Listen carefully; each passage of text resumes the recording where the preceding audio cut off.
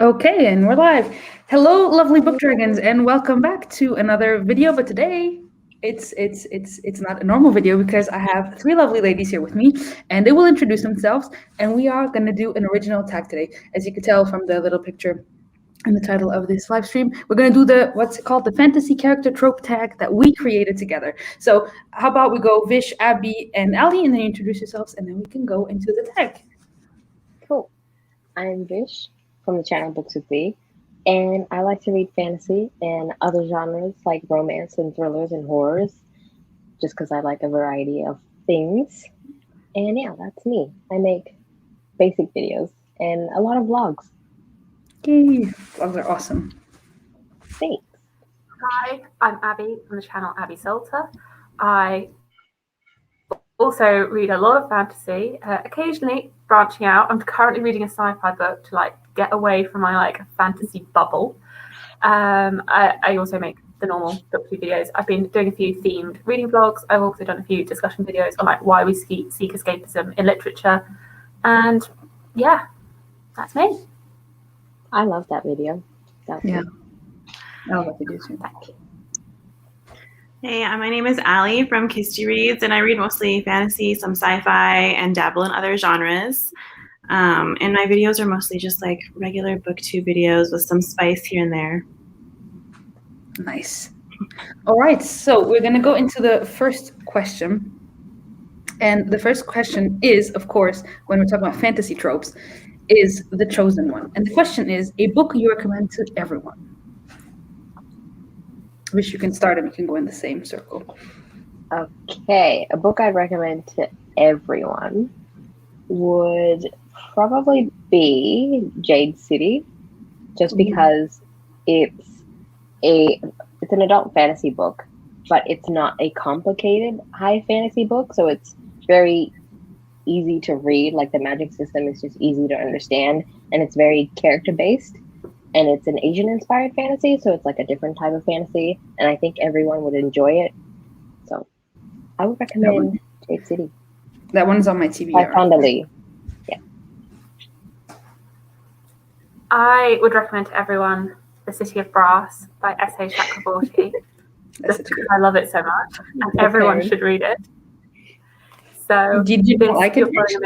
Nari, and she is it's set in Cairo to begin with, and she just is a normal person, and she can heal people.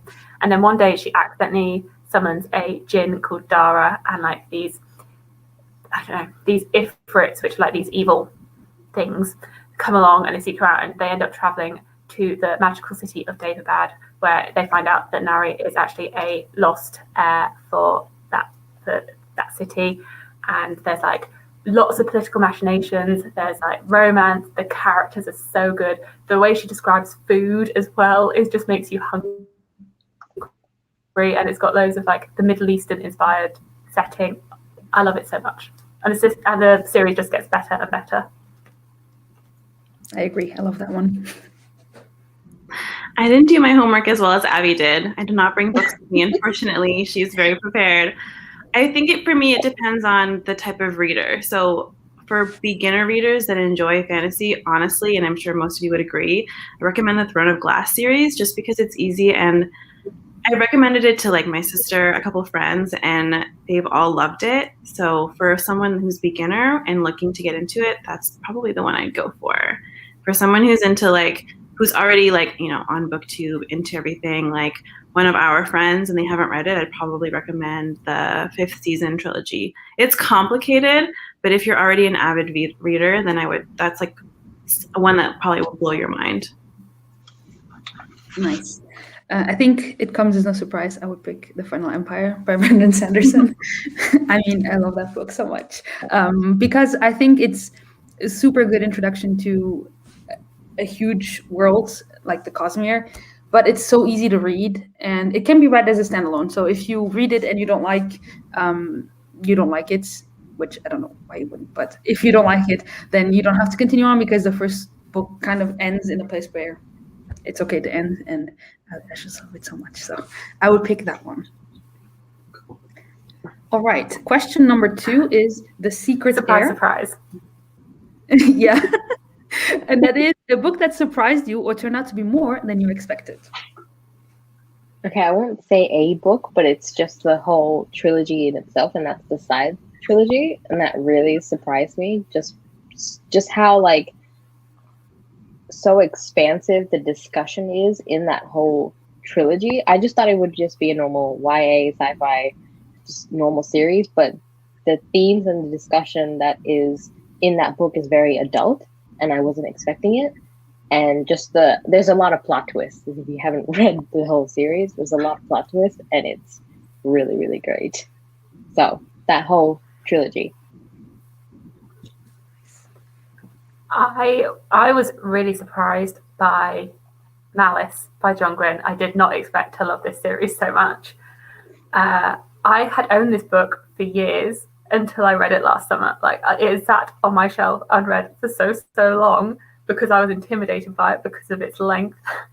And then I read it and I absolutely loved it, and can't get enough of John Gwynne's books now. So I'm very surprised and very happy about it. I love that one too, as you know. That's a good choice. It's like such a hard one because I feel like I'm surprised by books and then I quickly get right into the story and then I'm no longer surprised. But I think one for this year that I knew was going to be good, but it surprised me how like adult it felt, even though it was a YA, was probably The Gilded Ones. I expected it to be very young because the characters are 16, but the themes are very, very adult and very almost like a little bit maybe just what I heard grimdark fantasy to be described as, and I was really impressed with how the author tied that into that novel. And it was her debut, so just all of the above was really impressive. Yeah, I didn't expect that from the grimdark YA. Yeah. Well, yeah, it has really dark themes in it. It's very gory. It's very intense. There's like a lot of adult themes in terms of like commentary on like patriarchy, and yeah, you just have to read it. Read it and let me know if you agree or disagree. Cool. Yeah, I'm definitely going to read that one after I saw your review. So yeah, that's cool. A book that surprised me, I don't know if anyone here has read it, but it's the 10,000 Doors of January, because I don't really like magical realism, I found out. But that book I actually really enjoyed. I only thought the ending was a bit like too wrapped up too quickly, but other than that, I actually just fell into that world, and I love that book so much. I loved the writing, I loved everything about it until we got to the very, very end, which was a bit too quick for me. But that was a very surprising read. I totally expected to hate it because I didn't like magical realism, but I actually did really, really like that one. All right, so the next question is, or the next prompt is The Evil Overlord. And the question is a book that was either poorly executed or that fell a bit flat, in your opinion. Okay, Abby is going to get mad at me for this, but it's The Invisible Life of Addie LaRue by Amy Schwab. I was going to say the same thing. Oh, no! Sorry. No, you can say the same thing. I'm sure it's fine. But the writing for me did not have the same effect it did for other people. And I felt like the concept and the ideas that she had, she could go into so many different directions, but the direction that she went for me, I felt was it felt flat. And I did not have the same emotions as everyone else had. I'm sorry, Happy. I think this is the one book that we disagree on, I feel like. Because everything else, we have the same feelings. Yeah. Oh, that and The Devil in the Dark Water. That can also be my answer as well. I'm sorry, Abby. I'm just going to leave now. Just attacking you today. I just hope I love The City of Brass. I just hope. Oh, God, if you didn't like that would. I don't know. I haven't read it yet. I just hope I will, because we will read it next month. I'm the that would just kill Abby. This month. Oh, dear God. Oh, dear. It's just going to be like, I'm no longer friends with you, Abby. You keep recommending me books that I don't like. It was all a fluke. Highly doubt that will ever happen. But go on. Wow. Yeah. Then we'll just have to go back to Sarah J. Maas and from Blood and Ash and stay in that little. Yeah, and Poison Study, of course. Of course. So if so, a book that disappointed me actually just came to mind when you said 10,000 Daws of January, which I really liked, but I was disappointed in her latest release. What was it called? Once and Future Witches. The Once and Future Witches. That one fell flat. No, I'm really excited to read that one. That one's right there.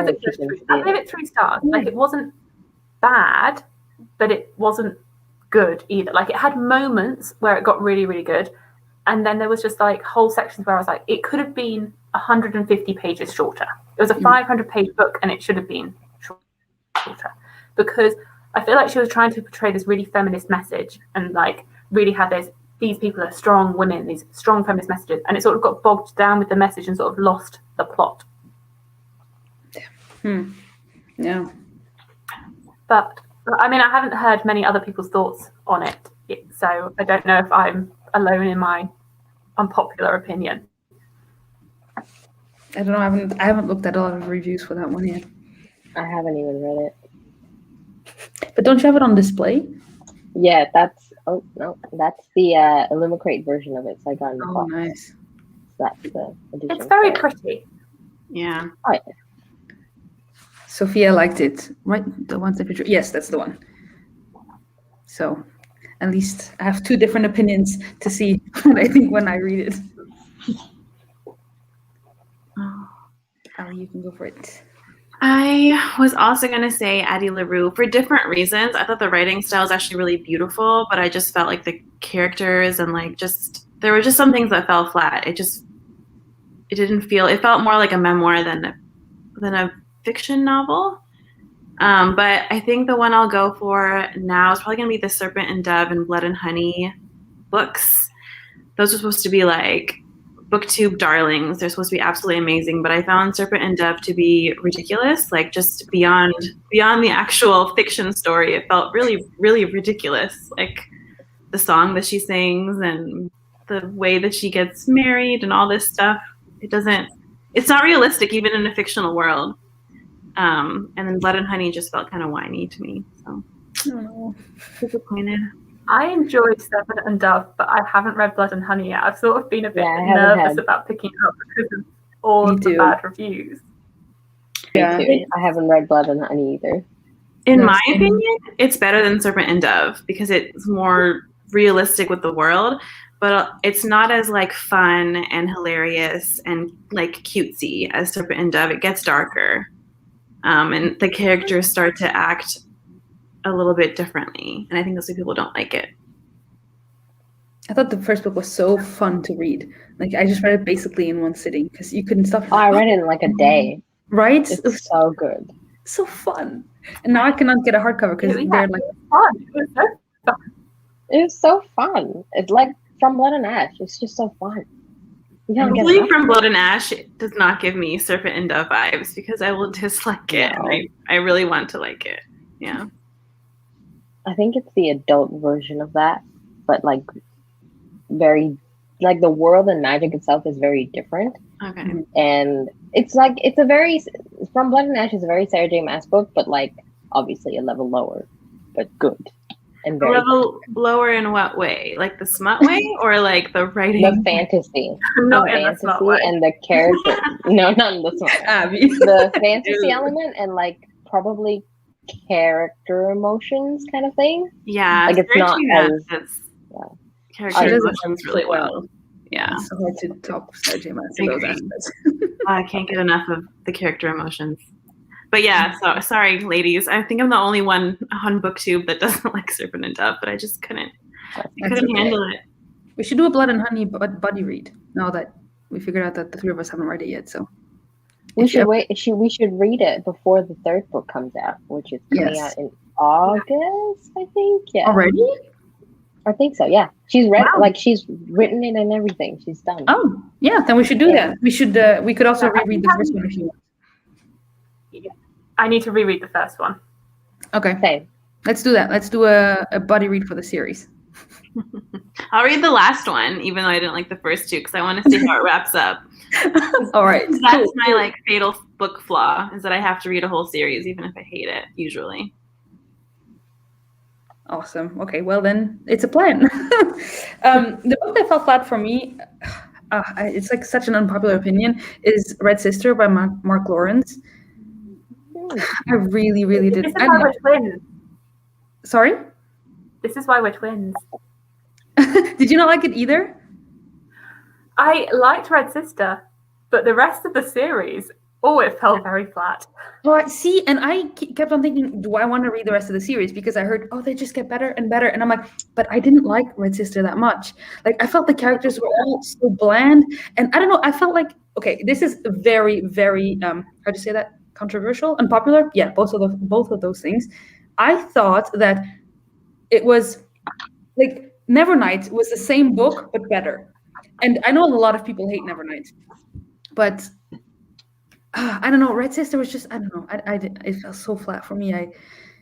Yeah. But if you say the series gets worse, then I'm not going to continue. Red Sister was the best one for me. Oh, no.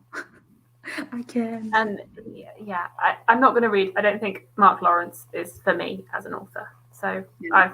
I've finished the series, and that's me finished with him as well. Yeah. Okay, so the next prompt is The Reluctant Hero. And the prompt for this is a book you are not sure if you want to read or not. A book you're not sure you want to read. I think I'll go with the series again, just because it's like part of it. It's the Game of Thrones series. I think the Song of Ice and Fire. I've read Game of Thrones, but like way before BookTube, and I'm just not into it. I think the show was enough for me. I don't know if I really want to read the entire series. That's pretty much it. I don't know if I want to read the entire series, just because I'm like satisfied with the show. Just because I'm satisfied with the show. I bet you will never even get to the entire series. So. Yeah. Sorry, go for it, Abby. So, Joanna might kill me.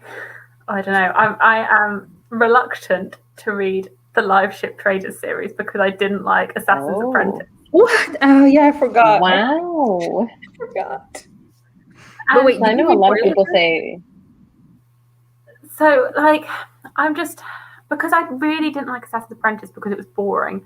So now I'm like hesitant about the rest of her books. And everyone always says that the Live Ship Traders series is really, really good. But I'm hesitant because it's so big as well. So it feels like a really big commitment. And then from my past experiences of the author, I'm like on the fence. I'm reluctant. But I want to give it a go, maybe, because I love it.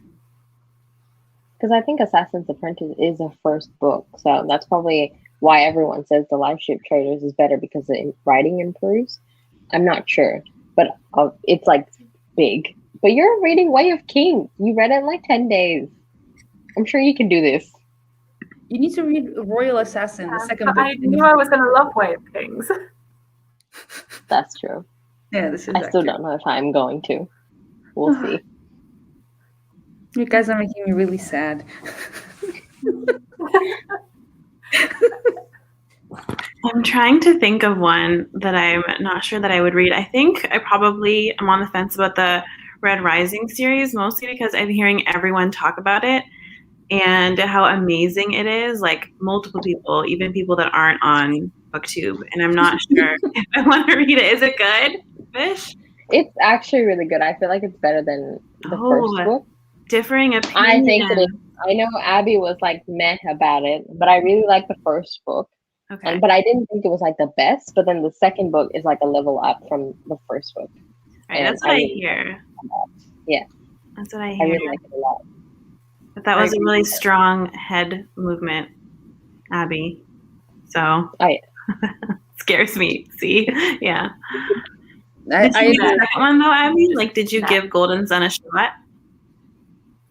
She gave, I think, all three a shot. Oh, there you go. Oh, you read everything. Okay. I tried. Okay. I pushed through. And the thing is, I think I was like, okay, this is fine. I was sucked in by the hype. This was back in like 2016. I was sucked in. I was like, this is going to be the best thing ever. I'm going to love this. And so I kept pushing. I kept going. And now when I think back, I'm like, why did you do that? I just have so many negative memories of the whole thing. Book regret. Do you have a specific reason why you didn't like it?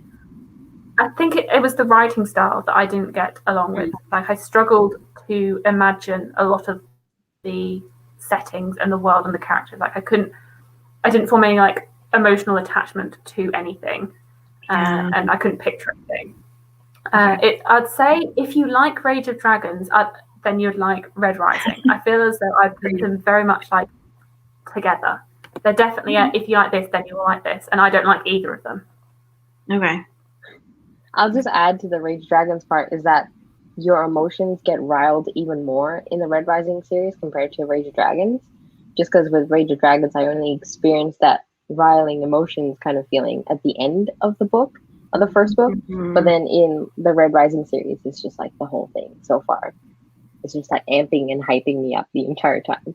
You're just always on a roller coaster. Yeah. Okay. 100%. I'll keep that in mind. Oh, what about Gentleman Bastards? Have you guys read it? It's the first one is The Lies of Lucky Novice. No, but I have all three. Brittany, we should read that together. I read the first 60 pages. I read the first you did say that. book. Yeah, so literally a year ago, I read the first 60 pages of The Lies of Lucky Novice. I'd taken it on holiday with me, along with Crescent City, and I'd read all of Crescent City. Yeah, and I just did not want to read The Lies of Lucky Novice, but it was the only book with me. And then as soon as I got home, I changed the book that I was reading. I just wasn't in the mood for it.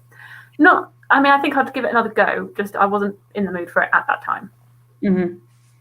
I'm reading Crescent City right now, so hopefully I love that. Oh, I think you might. I mean, you love everything Sarah J. Maas, so I can't see you not liking it. Exactly.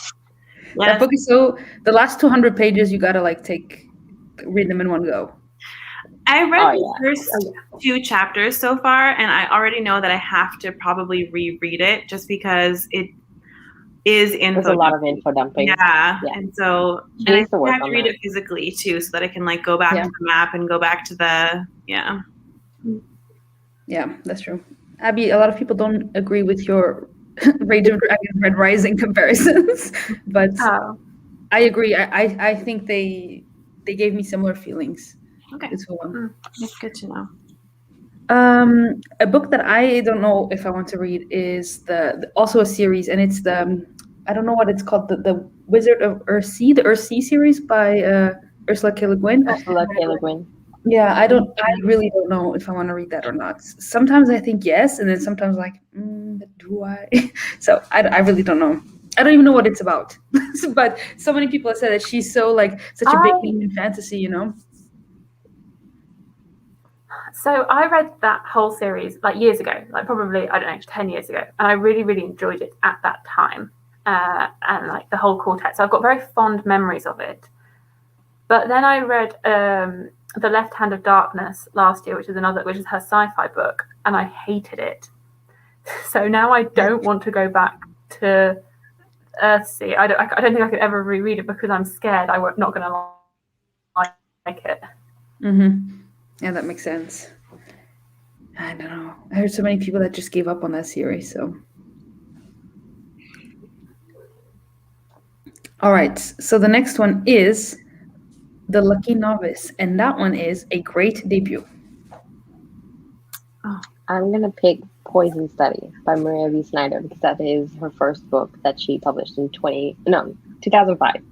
Wow. That was a long time ago, and that is a great debut for a 2005 novel.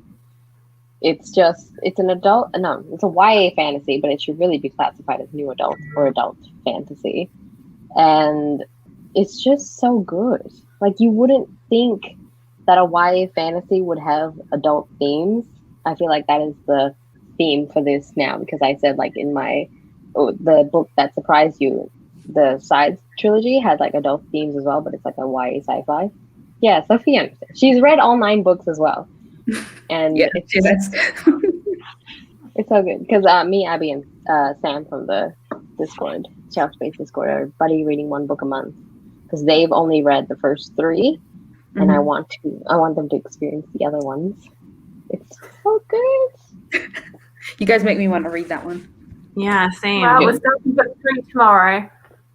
I know. I'm so excited to start it tomorrow. Oh, on which book are you guys on now? Book 2? Fire Study, book 3. It's already too late to catch up with you guys. It's too quick. I mean, we've been reading them one a month, but we've been pretty slow and steady. This is true. We read it so fast. Like, we read it in like 3 days, I think. Yeah. They're very easy to read. Oh, That's when you know it's good too. Is there like a heavy romance subplot in those? No, actually, it's a very subtle romance subplot. It's not like Sarah J. Maas in-your-face romance subplot, but it's like there. But it's very subtle. It's very magic and plot and character based, but the romance is kind of like there. And I like it. Yeah. Oh, yeah. So sweet. My debut is The Poppy War by Ara Kwan. I think this was a very strong debut. I think this one is my favorite in the series as well. It was just such a, I mean, the first half was like a great time, like being in the school setting, and then there's like the war, and it's not so much of a great time, but it was still like good to read. So yeah, I mean, I just really liked the characters and the world and the magic and the school setting. Yeah, that one is really great. I like that one as well. I like the writing style as well. Like, it sucked me in straight away. I couldn't put it down.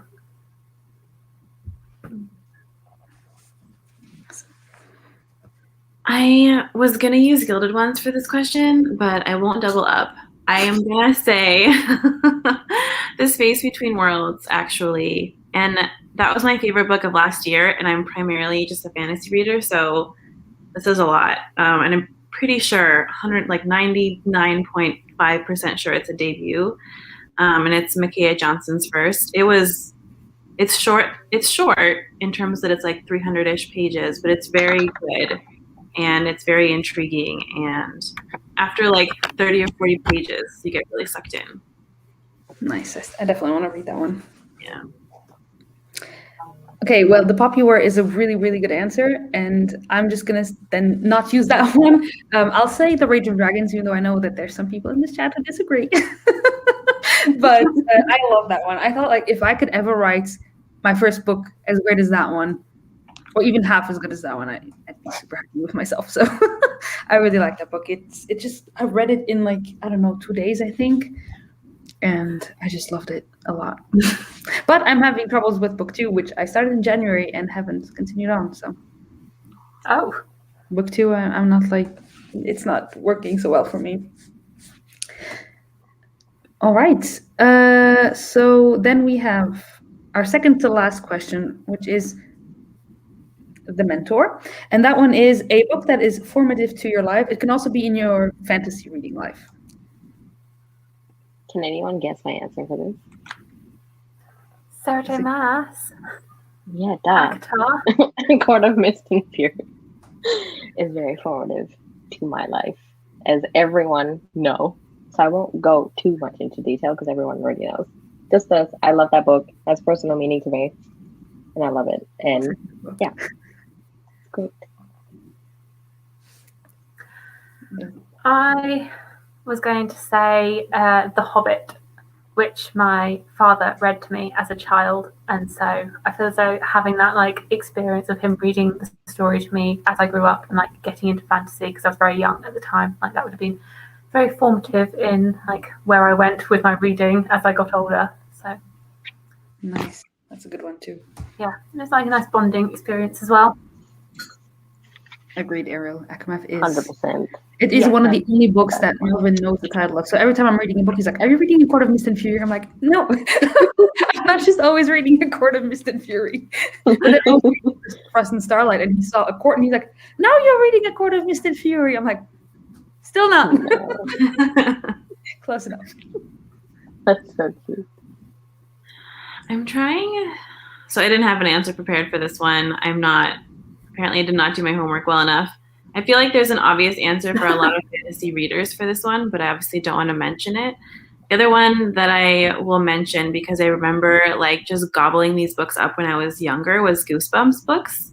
I just loved those. I read them all the time. I would check them out of the library. I would like sneak out of my house to go to the library to check them out. That's how deep it went. But I think those ones got me started on reading like a lot more fiction. Nice. I see another Hobbit lover here with their parents reading to them. And then Brittany said A Game of Thrones because it was my favorite. Sorry? It's a great book for parents to read to their kids, obviously. Yeah, it is. And Ali, I'm just imagining you sneaking out of your house to go and get Goosebumps books. I would sneak out of my house to go to the bookstore too. It was a problem. Has anyone read those Mary Kate and Ashley books that they were coming out with? I was obsessed. I was so obsessed. I didn't understand the whole concept of books in a series back then. So I would just pick the ones that I thought had the best covers. And so I wouldn't read them in order at all. I'd just be like, this makes no sense. Of course, you just I read them. Yeah, I read the books. Like, if they sounded interesting, I would just pick them. Yeah, I did that with a series of unfortunate events because I wanted to buy book 4 because at that time it had what's his name on it, the brother who looked like Harry Potter, and because I loved Harry Potter, I was like, well, I'm obviously gonna like this book because he looks like Harry Potter. And then I think my mum had to come along and she was like, Abby, you have to read this one first. That's so cute. I was like, but this one's got Harry Potter on it. I want to read that one. I was the same with manga at the time. I was reading the Sailor Moon manga when I was a kid, like a young teen. And then I just picked the ones with the nicest covers. And then I understood later that I needed to read them in order. So, did anyone read Animorphs when they were growing up? That might just like age me a lot. But I read, like, there was a show, I think, in that series, but I also read some of the books and I was very like into that whole thing. Okay, just me. That's fine. I don't Sounds think very familiar. Came over the seas. The what? I don't think it made it. I don't think it made it to Europe. It did because I have an Animorphs book in Greek because I would summer in Greece and I would buy them in Greek because I couldn't buy them in English. So the books made it. Just not the popularity. Yes, just not the popularity. Let's see, what else do we have in the comment? Goosebumps and Fear Street and Scary Stories to Tell in the Dark and The Girl in the Green Ribbon. I don't know if you guys know those. Goosebumps is a classic. We have Sophia said, I have a fun story about my first read of The Hobbit. Oh, do tell. You tell it, and then I'll pin it, Sophia. And then we both have. Oh, she has. Yeah. Oh, yeah. Awesome. I still have them too. I kept them. Mine is back in Malaysia in my grandmother's house. I didn't bring it here, but I have most of them back there. That's so awesome. They had 2 series, right? Like the Sweet 16, and then they had another one. Oh wow! So. Then we had. Skip one. The mentor for me was all the Tamora Pierce books. I haven't read those. I haven't read any of those. No, I haven't either, but I have the first one, In Her World, and I was told to start with all her middle grade and goes up to YA, I think. All right. And you're not the only one, look.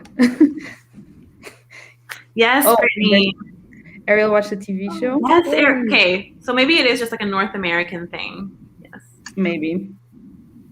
And then... Nickelodeon, I think. Yeah.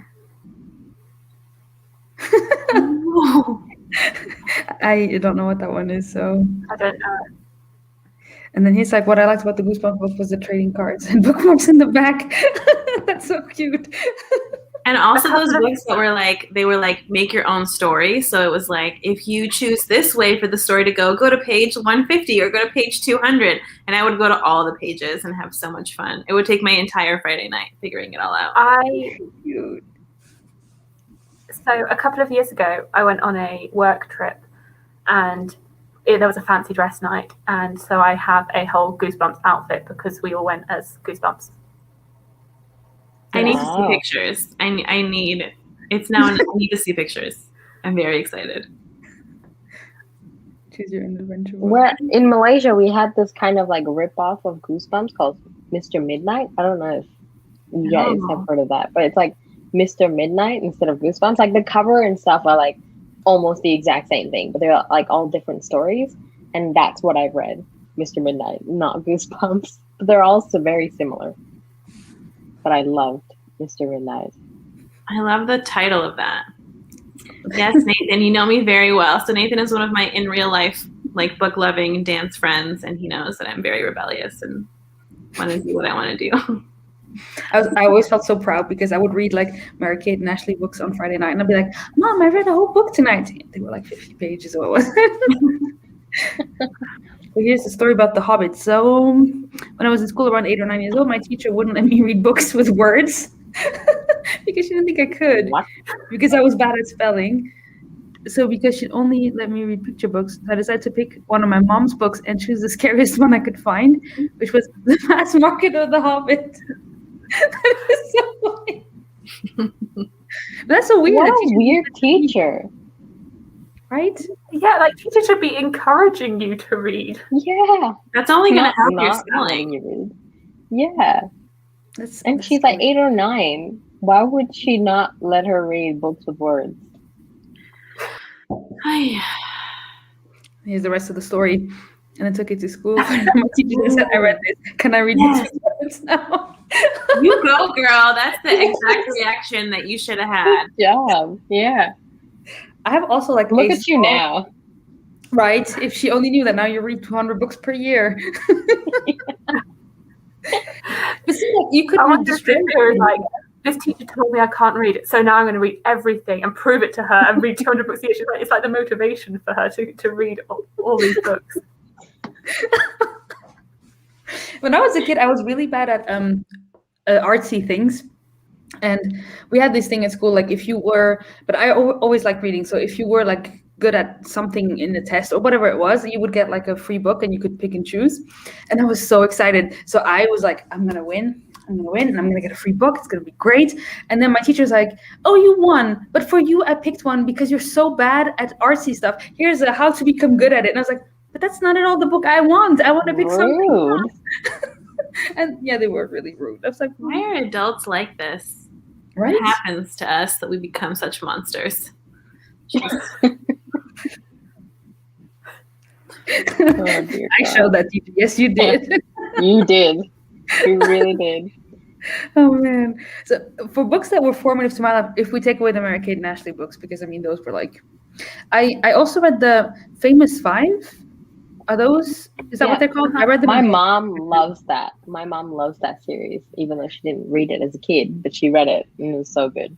Yeah, my mom read them as a kid, and so my mom is the person who made me a reader because she loved reading, and then she always told me, oh, there was this series I liked as a kid, and her parents didn't let her read, and so she would sneak in like lights under the bed at night and just to read the Famous Five. And so one year she kept on talking about that, and I told her I want to read these books as well. And so we were at the beach and we went to a bookshop there and they had all of them. And so she bought me the whole collection and I love them. Those are like the books that got me into reading. I love them. That's awesome. I've never heard of them. What are they about?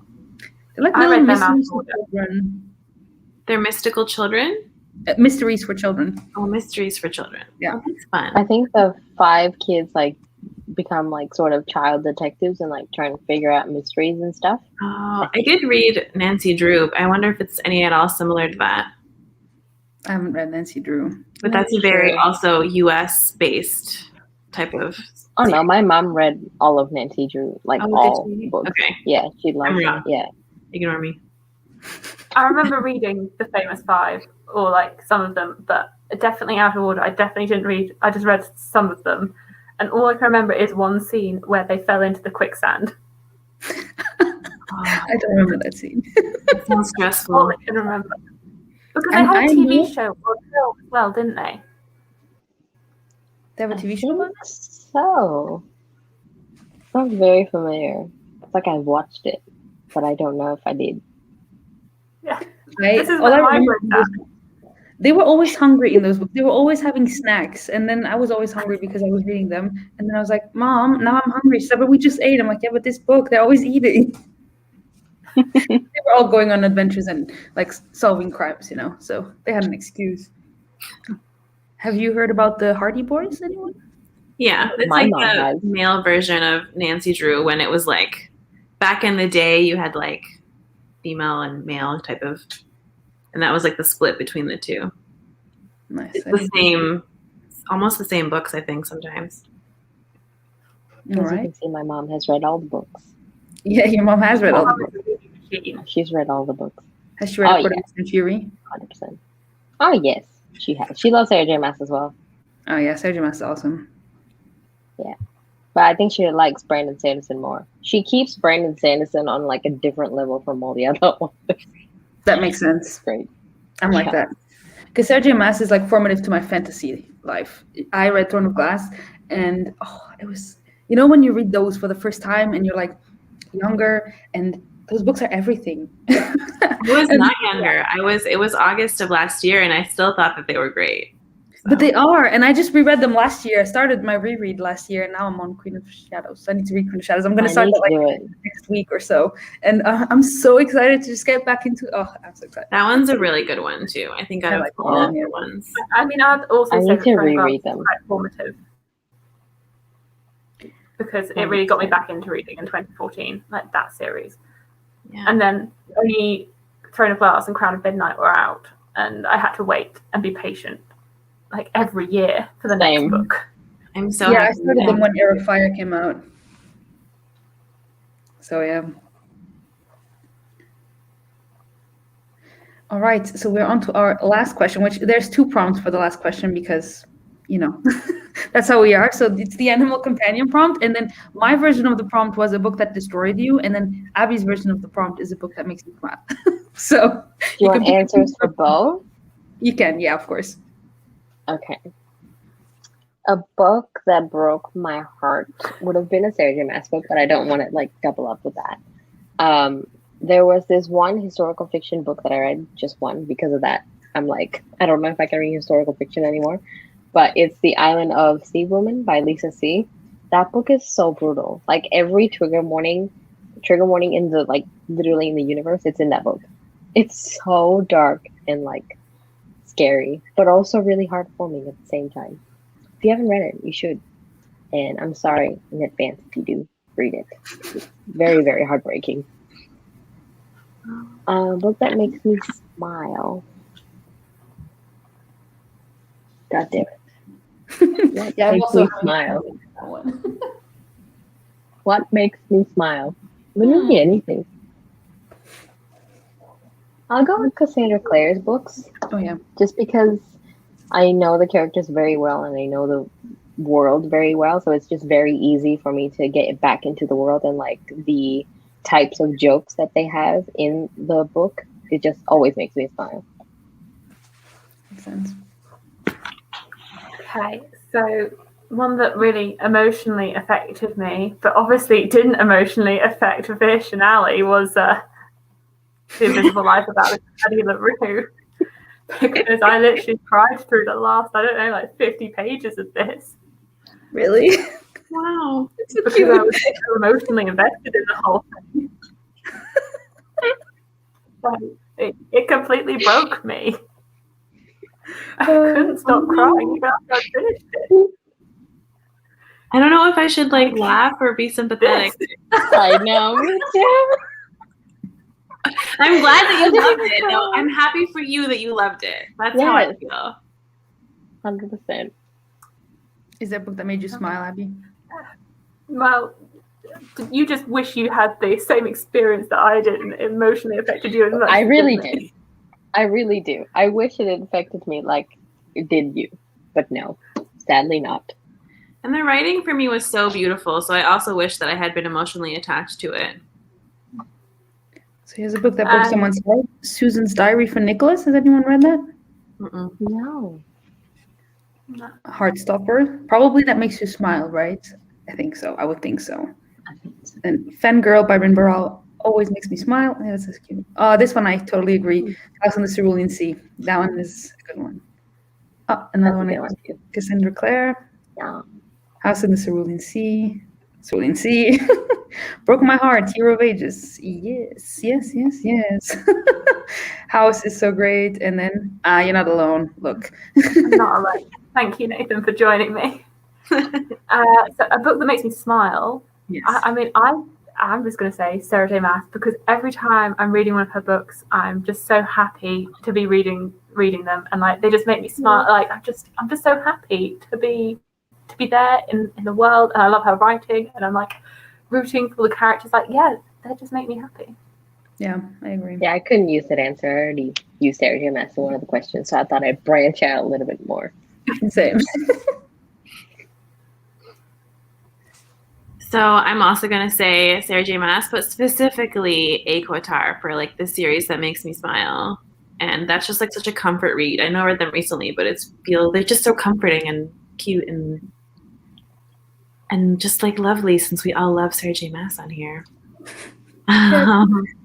For a book that broke my heart, what was I going to say for this? I had an answer and now it like escaped me. I read like a long time ago when the movie was coming out, Me Before You. Did you guys ever watch the movie or read the book? Yeah, it's like I've watched the movie, yeah. tragic story. And I read the book before, and it definitely. And then I watched the movie, so I was like doubly heartbroken. Yep. I can understand that. Yeah. So a book that is breaking my heart is this. John Gwynne has made me cry on multiple occasions already. I think I've cried in every single one of his books so far. So safe to say this. And then what makes me smile, I already talked a lot about Sarah J. Maas, so I didn't want to go back to that one. And House in the Cerulean Sea is definitely a good option. But I will pick a romance book because I never read romance. And one that I just, like, I couldn't stop smiling was The Unhoneymooners by Christina Lauren. I love that. So cute. And I just was like, oh, this is so great. All of it. Everything's perfect. Even though it, of course, no book is perfect. But it was just, I don't know. It just made me smile. Have you read The Hating Game? No. Not yet. Oh, it's actually also really good. Really? Yeah, okay, it's actually really good as well. I need to get more into romance. I never read it, but sometimes it's just so good, The Hating Game, I think, is my favorite romance. I read either like fantasy grimdark where everyone is bad and everyone dies, or like Christmas cheesy romance. It's like there's no in between. Because the Christmassy ones are really bad, like like Hallmark Christmas movies. I like the way that you approach your book choices, Joanna. Just yes, like it's either. I love that. Either or. I have not. Has anyone read the Traveling Cat Chronicles? I have heard of it. I've heard of it. Yeah. It sounds cute. It does. Everyone is agreeing with Me Before You as well. Yeah. Ruin, yes. Well, I wouldn't put hearts. I would put like sobbing until the end of my days. And then The Unhoneymooners is great too. There you go. Yeah, it's such a good book. It's so cute. And yes, those are actually all the questions that we have for our tag video. So are there any people that you guys want to tag? Oh, that's right. We had to do that. I'll tag from The Bookish Mom. All right. I'll tag the whole Cosmere Unbounded crew. Because she always loved the tag. Oh, yeah, she does. I think I'll pick Alan because he's good at tags as well, and he always has really great answers. So I'll tag Alan for this one. All right. I'm going to tag Leslie because I see her do tag videos, and she always has such good answers. So I'm going to ping her later and tell her to do this one. Okay, so when we go, we can drop into the Discords and tag all these people, and then, yeah. And if you guys are watching and you want to do this tag, then feel free. The questions are already in the description of this live show. And yeah, does anyone want to say anything else about fantasy? What are your favorite fantasy character tropes and your least favorites of the ones we just talked about? I think my least favorite is the character resurrection trope. I think that's my least favorite. I think that's my least favorite. My favorite It's the worst. My favorite is like the "Here comes the cavalry" trope. That is always my favorite one. That's why you like Sarah J. Maas. It's a good one. I love like the like, okay, it's all going badly, it's all going wrong, like your adrenaline is pumping because it's all going wrong, and then suddenly here come the cavalry, and I'm like, yes, save. It's so great. Exactly. It's so good.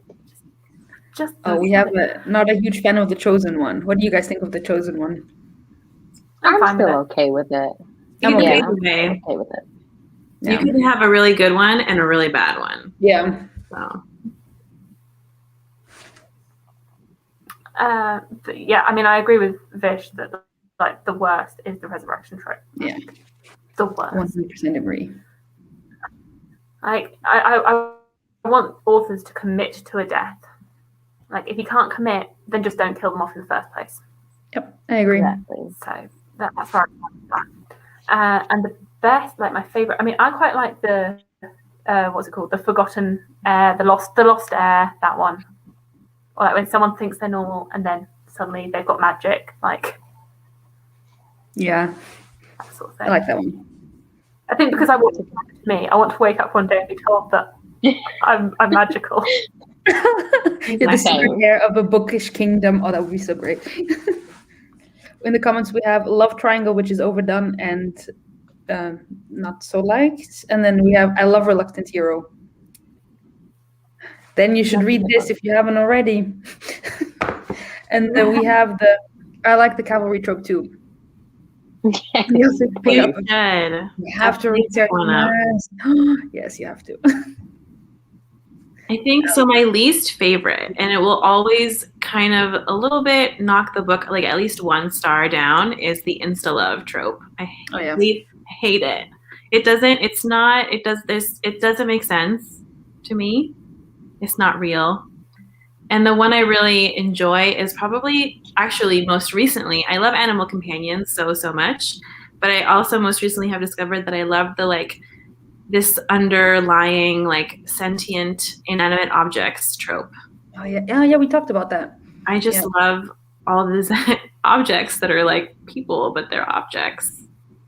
Yeah. Foundry Side. Have you read Foundry Side? Yeah, you would like. No, I have to read Foundry. I mean, obviously, I have to read that, but I just love that so much. I want to have like things that touch me. Sorry, what did you say? Foundry Side has that trope. Yeah, I agree. I love that book for that reason. Like it was so cool for many reasons, but that was one of the very cool things. Sophia said she's not keen on the quest trope. It can be done well, but I don't have a strong opinion on the quest trope. Then where the magic's coming back after being gone for a long time, that's also really cool. Yeah, you'll definitely like a Sarah J. Maas book. Yeah, for sure. For sure. Love the anti-hero. Yeah, it's also a very good one. I love any kind of challenge or competition. Yes, that's a good one. Yeah. And yay, I'm so excited. Oh, Malice, it's so good. So I also hate the resurrection trope. I think that is like an instant knocks down, like probably even 2 stars for me. I hate it so much. Ugh, it's like so annoying because then I cannot trust the person that they will next time they kill someone off, there's 0 stakes because I'm like, oh, you'll probably just bring them back anyway. So, and then my favorite is Animal Companions. I love Animal Companions. Oh, that's a good one. I also really love Prophecies, but if I had, I prefer Animal Companions over Prophecies. But Prophecies are so fun to dissect. You know, they're just like, what does it mean? Well, it could mean this, but it could also be this. Which is why I really love A Song of Ice and Fire and Mr. John Gwynne, because it has all those things I love. Yeah. I think my first introduction to the prophecy trope was the Percy Jackson series, because it has like an oracle in the first book and stuff, and it tells you the prophecy, and then it spans throughout the 5 books. I think that was my first introduction to the prophecy trope, and I really love it. Yeah. It's so fun. All right. Well, do you guys have anything else you want to add to our trope conversation, to our tag? All right. Well, then thank you guys so much for being here.